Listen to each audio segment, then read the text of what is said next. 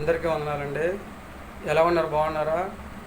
దేవుని యొక్క వాక్య ప్రకారం మనం చూసుకున్నట్లయితే అండి, మనకి ఏదైనా ఒక సమస్య మన మీదకి వచ్చినప్పుడు ఆ సమస్య నుంచి ఎలా విడుదల పొందుకోవాలో తెలియక కృంగిపోతూ ఉంటాం, బాధపడుతూ ఉంటాం, అలాగే కుషించిపోతూ ఉంటాం, చాలా తీవ్రంగా ఆలోచన చేస్తూ ఉంటాం అనమాట అండి.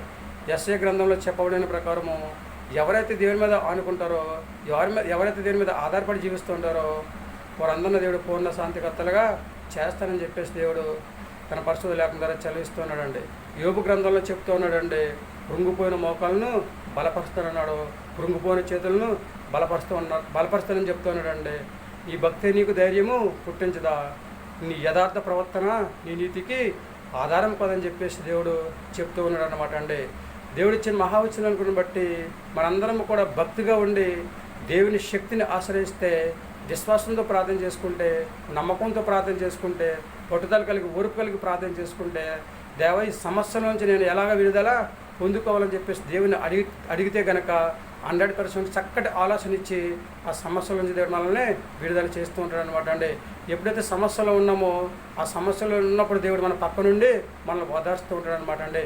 మనలో ఉన్న పిరికితనాన్ని తీసివేసి ధైర్యంగా ఉండే శక్తిని దేవుడు దయచేస్తూ ఉంటాడు అనమాట అండి.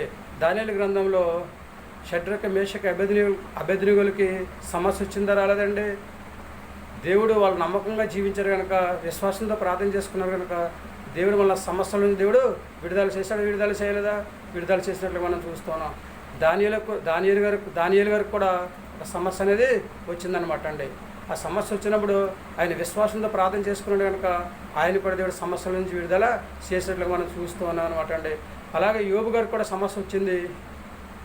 ఆయన కూడా విశ్వాసంతో యథార్థంగా జీవించాడు కనుక, నీతిని అనుసరించి నడుచుకున్నాడు కనుక, దేవుని యందు భక్తిగా జీవించాడు కనుక దేవుడు యోబు గారిని సమస్యల నుండి విడుదల చేసినట్లుగా మనము చూస్తూ ఉన్నామన్నమాట అండి. మనకు కూడా సమస్య వచ్చినప్పుడు కృంగిపోకూడదు, కానీ దేవుని నామంలో ప్రార్థన చేయండి. ఈ సమస్యల నుండి దేవుడు మిమ్మల్ని విడుదల చేస్తూ ఉంటాడు అనమాట అండి. దేవుడు మాట్లాడుతూ ఉంటాడు, మీకు సమస్య వచ్చినప్పుడు ప్రార్థన చేస్తే మీ సమస్యల నుంచి ఎలా విడుదల పొందుకోవాలో, ఎలా విడుదల చేయాలో దేవుడి చక్కటి ఆలోచన మీకు దయచేస్తూ ఉంటాడు అనమాట అండి. ఏమంటారు మరి?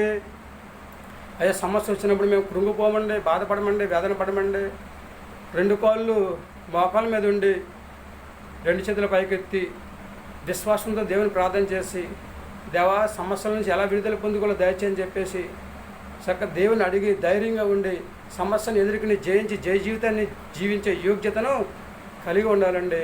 కలిగి ఉంటానండి. దేవుని నేను భయభక్తులుగా జీవిస్తానండి. దేవుడి మాట వింటానండి. నమ్మకంగా దేవునికి జీవిస్తానండి. నమ్మకంగా దేవుడికి జీవిస్తానండి. విశ్వాసంతో ప్రార్థన చేసుకుంటానండి. దేవుని నామంలో ప్రార్థన చేసుకుని శ్రమల నుండి ఎలా జయించాలో అడిగి భూమి మీద హాయిగా జీవించాలని ఆలోచన కలిగి ఉన్నానండి అని చెప్పేసి ఎవరైతే అంటారో వాళ్ళు తలలో ఉంచండి. ప్రార్థన చేసుకుందాం. మహాపరిశుద్ధుడైన పరలోకపు తండ్రి, నీ ఘనమైన పదం లెక్కలేని స్తుతి స్తోత్ర ప్రభా, బిడ్డలందరూ కూడా దీవించండి, ఆశీర్వదించండి. ఏదైనా సమస్య మా మీదకి వచ్చినప్పుడు ఆ సమస్యను ఎలా జయించాలి తండ్రి ప్రభా, పిల్లలందరూ కూడా విశ్వాసంతో నమ్మకం కలిగి తండ్రి ఇస్తుంది ప్రభా, ప్రార్థన చేసుకుని తండ్రి చక్కగా తండ్రి ప్రభా నిన్ను అడిగి యోగ్యత ప్రతి బిడ్డకైనా దయచేయని ప్రార్థిస్తున్నాం ప్రభా. సమస్య వచ్చిందని కృంగిపోకుండా ధైర్యంగా ఉండి తండ్రి ప్రభా సమస్యను ఎదుర్కొని తండ్రి భూమి మీద హాయిగా జీవించే యోగ్యతను దయచేయని ప్రార్థిస్తున్నాం ప్రభా. నీకు వందనాలు. వివాహం కోసం ఎదురు చూస్తున్న వారిని, గర్భిణీ స్త్రీలను, బాలింతరాలను తండ్రి, సమస్యలో ఉన్న వారిని తండ్రి, అనారోగ్యంతో బాధపడుతున్న వారిని తండ్రి, సంతానం లేని బిడ్డలను దండిస్తున్న యవనస్తులను, చిన్నలను, పిల్లలను దండిస్తున్న ప్రతి ఒక్కరిని జ్ఞాపకం చేసుకుని దండిస్తున్న ఉద్యోగం చేస్తున్న వారిని, వ్యాపారం చేస్తున్న వారిని, చేతులు చేస్తున్న వారిని, వాహనం నడుపుతున్న వారిని తండ్రి, సర్వసృష్టిలో అందరినీ కూడా జ్ఞాపకం చేసుకుని తండ్రి, ఎవరికి కావాల్సిన సహా వారికి దయచేసి చక్కగా విశ్వాసంతో ప్రార్థన చేసుకుని తండ్రి సమస్య నుంచి విడుదల పొందుకునే యోగ్యత ప్రతి బిడ్డకని దయచేయండి. ప్రతి ఒక్కరికి మంచి ఆరోగ్యం దయచేసి తండ్రి చక్కగా తండ్రి ప్రభా నిన్ను స్తుతించి, నిన్ను ఆరాధించి, నిన్ను మహింపరిచే యోగ్యత ప్రభా ప్రతి బిడ్డకని దయచేయమని, మంచి ఆరోగ్యం దయచేయని, మమ్మల్ని అందరూ కూడా దీవించి ఆశీర్వదించమని, మా ప్రార్థన ఆలకించండి, మా ప్రార్థన ప్రతిఫలాన్ని దయచేయమని, మా పర్వతాలను యేసుక్రీస్తు ప్లాస్మైన నామములో వేడుకొంచున్నాం తండ్రి. ఆమేన్.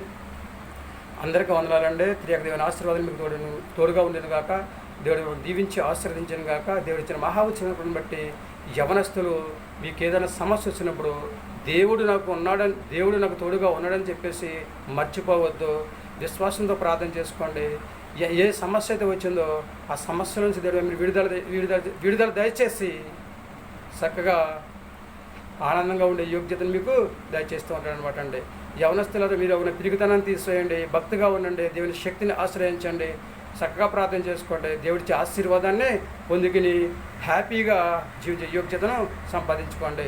పిల్లలు పెద్దలు అలాగ అందరూ కూడా దేవుని యందు నమ్మకం కలిగి జీవించండి, విశ్వాసంతో ప్రార్థన చేసుకోండి, సమస్యల నుంచి విడుదల పొందుకుని భూమి మీద హాయిగా జీవించి మంచి ఆరోగ్యాన్ని సంపాదించుకుని చక్కగా దేవుని రాజ్య వారసులుగా జీవించే యోగ్యతను కలిగి ఉండాలని చెప్పేసి ఆలోచన కలిగి ఉన్నారండి.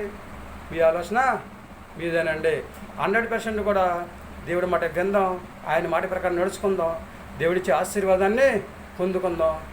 ఎంత భయంకరమైన సమస్య మన మీదకు వచ్చినా సరే ధైర్యంగా ఉండి చక్కగా ప్రార్థన చేసుకుందాం, ఆ సమస్యల నుంచి విడుదల పొందుకుని భూమి మీద హాయిగా జీవిద్దాం. ఏమంటారండి?